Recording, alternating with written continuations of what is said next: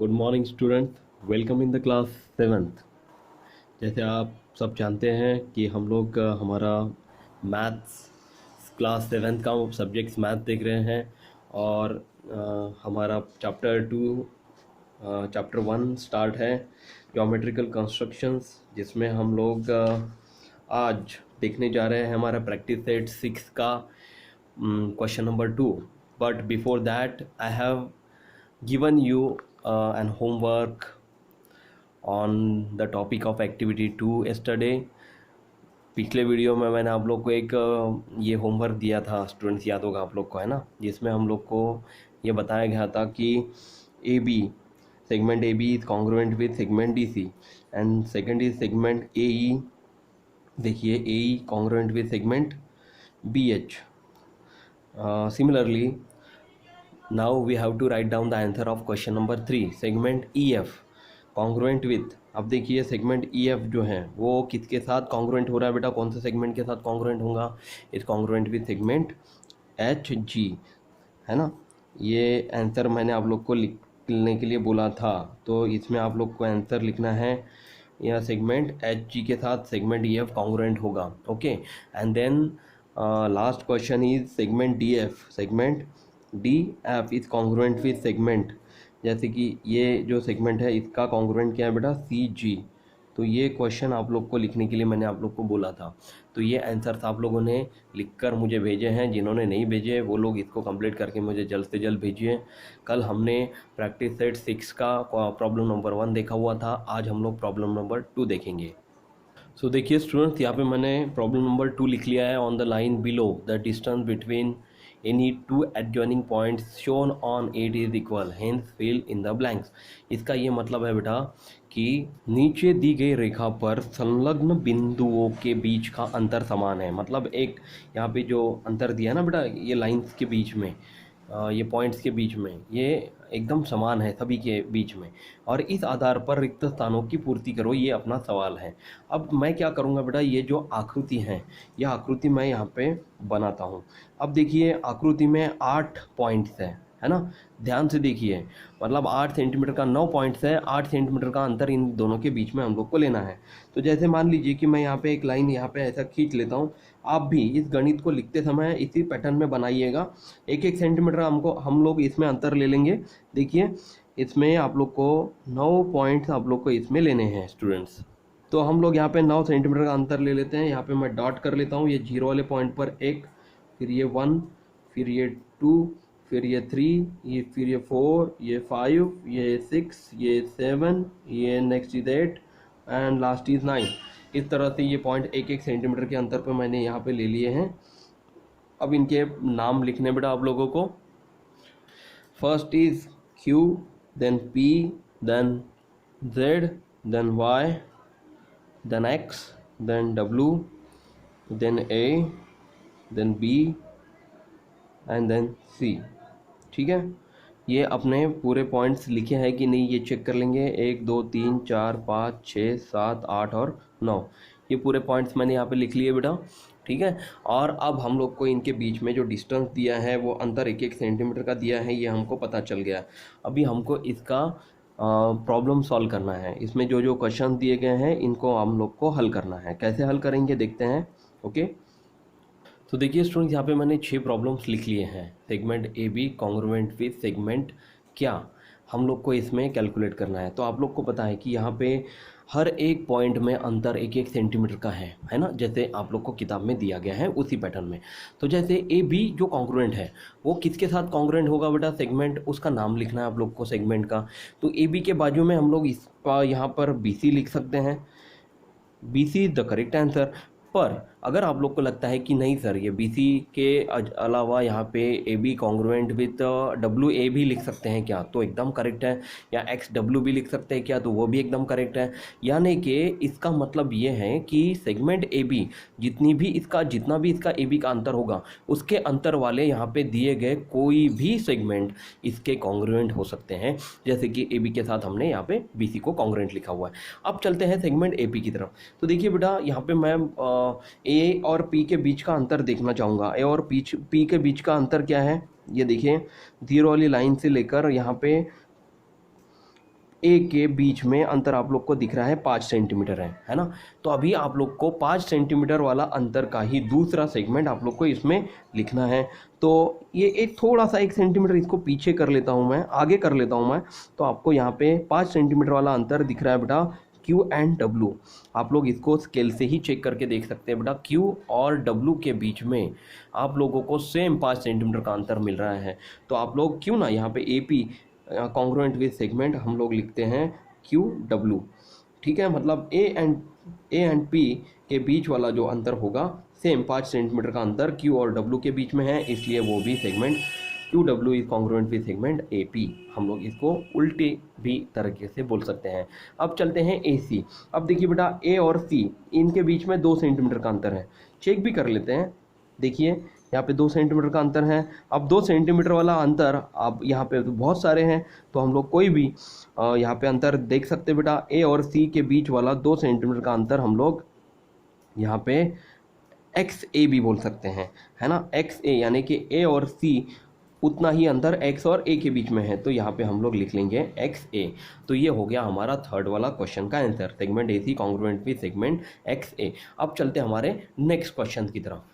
जैसे आप देख पा रहे हैं कि यहाँ पे सेगमेंट BY जो है वो किसके साथ कॉन्ग्रुएंट है, ये सवाल है, ठीक है। तो हमारी आकृति में हम लोग देखते हैं कि BY का अंतर जितना है वो कौन से सेगमेंट के साथ वो मैच होगा।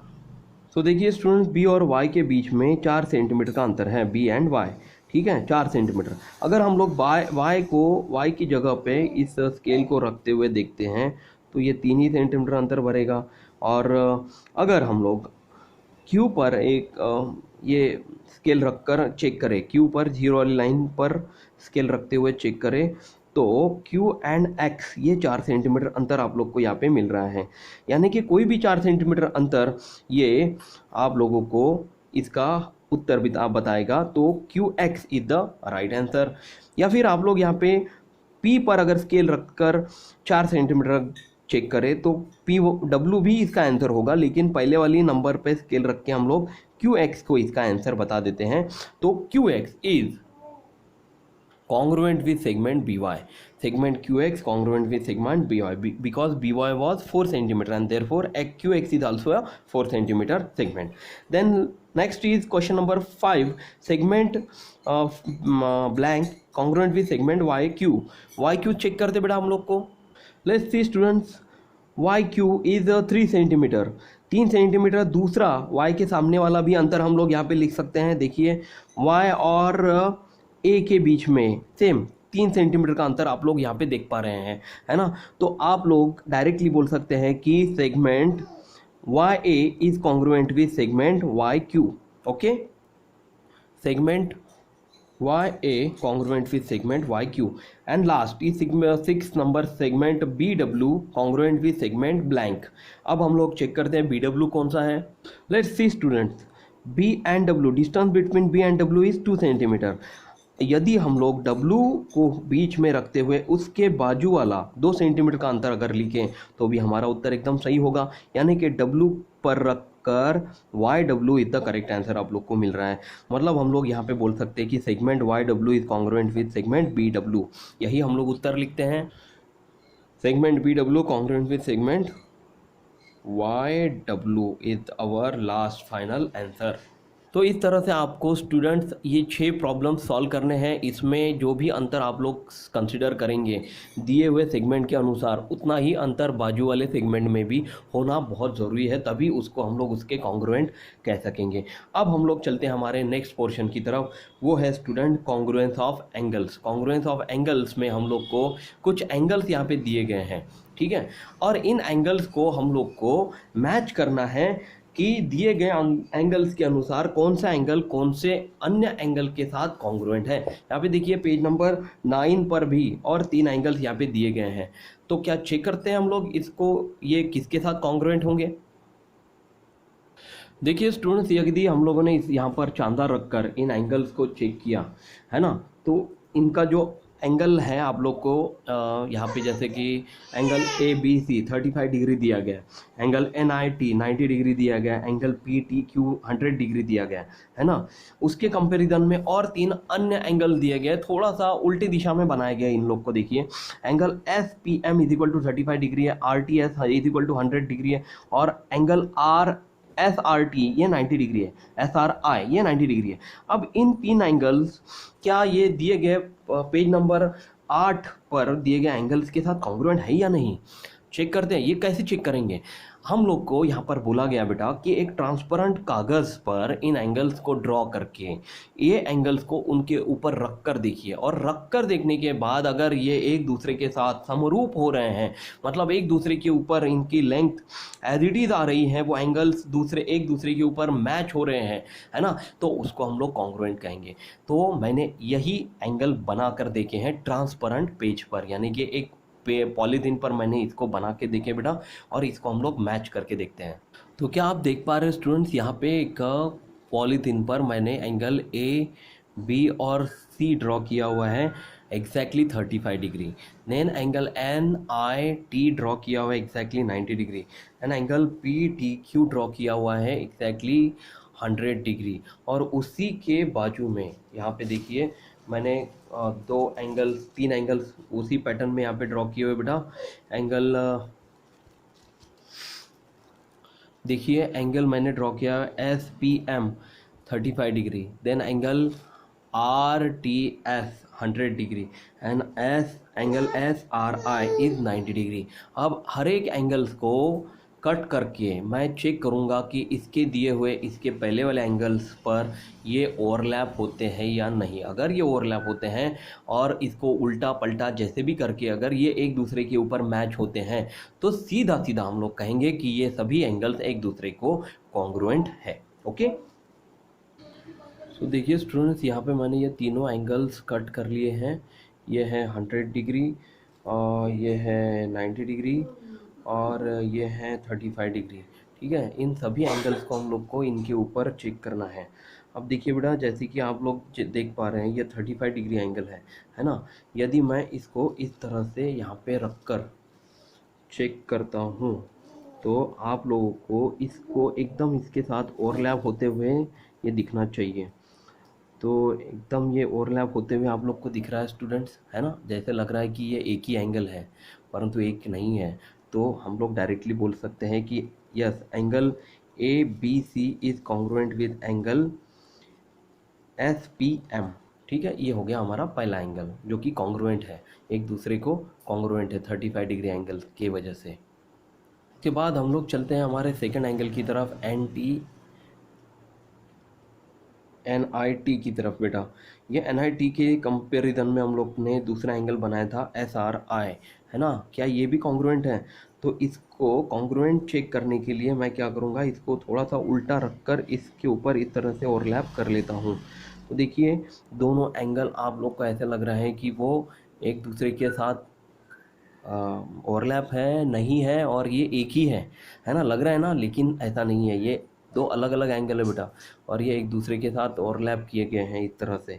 तो ये भी एंगल हम लोग डायरेक्टली बोल सकते हैं कि हाँ, angle N I T is congruent with angle S R I. Okay, और अब चलते हैं हमारे थर्ड एंगल की तरफ। देखिए स्टूडेंट्स, यहाँ पे हमने एंगल लिया हुआ है P T Q is 100 degree. हमने दूसरा एक एंगल बनाया था, याद है आप लोग को, वो था एंगल आर टी एस। इस तरह से बनाया बेटा आर टी एस, ये दोनों अलग अलग एंगल है। अब मैं इसको इस तरह से रख कर देखूँगा कि are they overlap with each other or not. तो देखिए ये इनको इस तरह से देखने के बाद आप लोग को बिल्कुल लगेगा कि ये दोनों एक ही एंगल है सर, ये अलग अलग नहीं है, लेकिन ये ओवरलैप किए गए हैं, ये अलग अलग एंगल है। देख रहे बेटा आप लोग, ये ओवरलैप है। और इस तरह से यदि कोई एंगल एक दूसरे के साथ एकदम समांतर तरीके से ओवरलैप होते हैं, इनको हम लोग उसके कॉन्ग्रुएंट एंगल्स कहते हैं। तो ये जो एंगल है P T Q is no doubt congruent with angle R T S. ये समझ में आया बेटा आप लोग को? तो इस तरह से आप लोग अपने घर में इस तरह से कोई भी पॉलीथीन पर एंगल बना के एक दूसरे के साथ ये ओवरलैप होते हैं कि नहीं चेक करके देख सकते हैं बेटा। ये जैसे मैंने यहाँ पे 3 एंगल बनाए हैं ना, इस तरह से आप लोग ये एंगल्स को बनाकर चेक करके देख सकते हैं कि ये एंगल्स एक दूसरे के साथ ओवरलैप होते हैं या नहीं। ठीक है, तो इन्हीं को हम लोग कॉन्ग्रुएंस ऑफ एंगल्स कहते हैं। अब चलते हैं हमारी टेक्स्ट बुक की तरफ। जैसे आप देख पा रहे हैं कि यहाँ पे angle L M N is equal to 40 degree है और एक्स वाई जेड ये भी 40 डिग्री है। तो draw two angles L M N and X Y Z of 40 degree each as shown in the figure. मतलब इस तरह से दो एंगल बनाइए 40-40 डिग्री के अलग अलग, और इनके अलग अलग नाम लिखने हैं हम लोग को, और चेक करना है कि यदि हम लोगों ने इनके ऊपर दूसरे कोई सेगमेंट रखे, जैसे कि एम एन के ऊपर वाई जेड रखा और एम एल के ऊपर एक्स वाई रखा, है ना, और हम लोग को चेक करना है कि इनके इक्वल मेजर से वो कॉन्ग्रुएंट है या नहीं। तो the congruence of angle does not depend on the length of their arms. मतलब कॉन्ग्रुएंस ऑफ एंगल उनके मतलब लंबाई कितनी है, उनके आर्म्स की लंबाई कितनी है उसके ऊपर डिपेंड नहीं रहते। वो किसके ऊपर डिपेंड रहते बेटा, उसके एंगल के ऊपर, है ना। वो लंबाई कितनी है, इसकी छोटी है और इसकी बड़ी है, तो ये इसके ऊपर डिपेंड नहीं रहेंगे। It depends upon the measures of those angle. ये किसके ऊपर डिपेंड होता है, ये इनके दिए गए एंगल्स के मेजरमेंट के ऊपर। जैसे ये 40 डिग्री है, 35 होता तो ये एक दूसरे को कॉन्ग्रुएंट होता क्या, नहीं। ये सेम एंगल होने की वजह से ये एक दूसरे को कॉन्ग्रुएंट हो रहे हैं। That means angle L M N is congruent with angle X Y Z, is written as angle L M N congruent with angle X Y Z. इस तरह से हम लोग को उसको लिखना है। तो आशा करता हूँ स्टूडेंट ये जो वीडियो है आप लोग को पसंद आया हुआ है। इसके आधार पर जो नेक्स्ट प्रॉब्लम सेट है, प्रॉब्लम सेट 7, वो हम लोग अगले वीडियो में देखेंगे। तब तक जितना पोर्शन पढ़ाया गया है वो आप लोग अच्छे से लिख कर रखिए और प्रैक्टिस करते रहिए और अपना खुद का ख्याल रखिए। Thank you class, take care, bye.